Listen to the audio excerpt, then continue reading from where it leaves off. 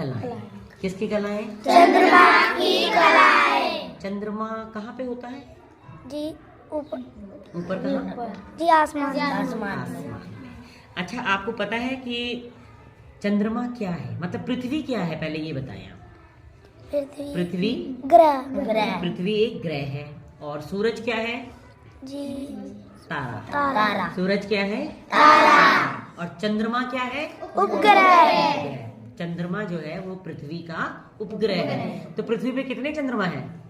जी एक ही चांद है ना?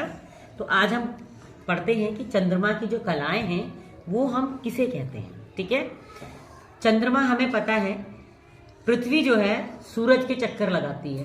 किसके चक्कर लगाती है? सूरज के। जब पृथ्वी सूरज के चक्कर लगाती है तब हमारे यहाँ क्या होते हैं? मौसम बदलते हैं। ठीक है, और ऐसे ही जो चंद्रमा है जब पृथ्वी के चारों तरफ चक्कर लगाता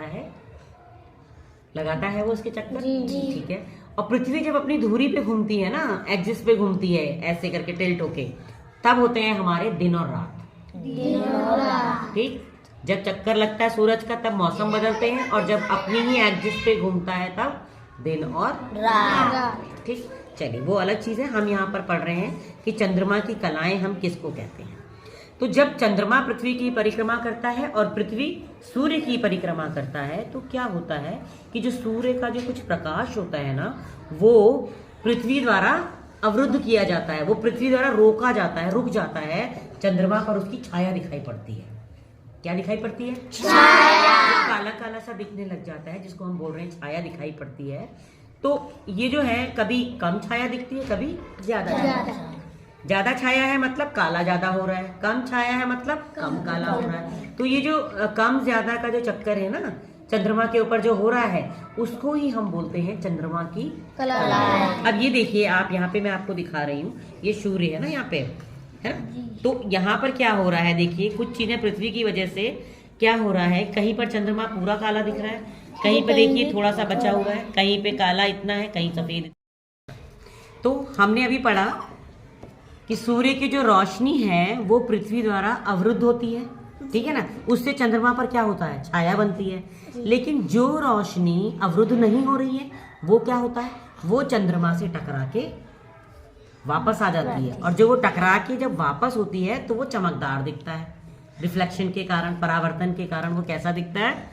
चमकदार। तो जो इसी तरीके से जो छाया हो रही है और जो उजला भाग है उसके कारण ही उसको हम कहते हैं कि ये चंद्रमा की कलाएं हैं। क्या कहते हैं? चंद्रमा की कलाएं। तो जब चंद्रमा पूरी तरह से ओझल हो जाता है, मतलब पूरी तरह उस पर छाया आ जाती है, वो बिल्कुल काला दिखता है, और तब हम उसको कहते हैं कि अमावस्या आ गई है। क्या है? अमावस्या।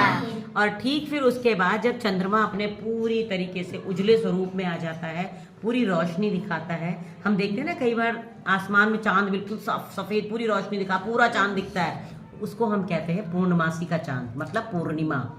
किसका चांद? पूर्णिमा का चांद। तो इसी वजह से क्या होता है कि पूर्णिमा से अमावस्या तक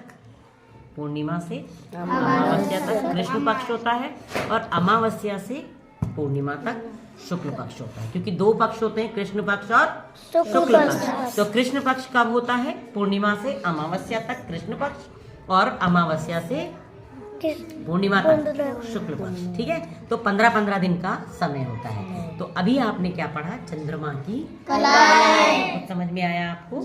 चंद्रमा का घटना बढ़ना, उजला स्वरूप और छायादार वाला स्वरूप, इसको ही हम कहते हैं चंद्रमा की कलाएं।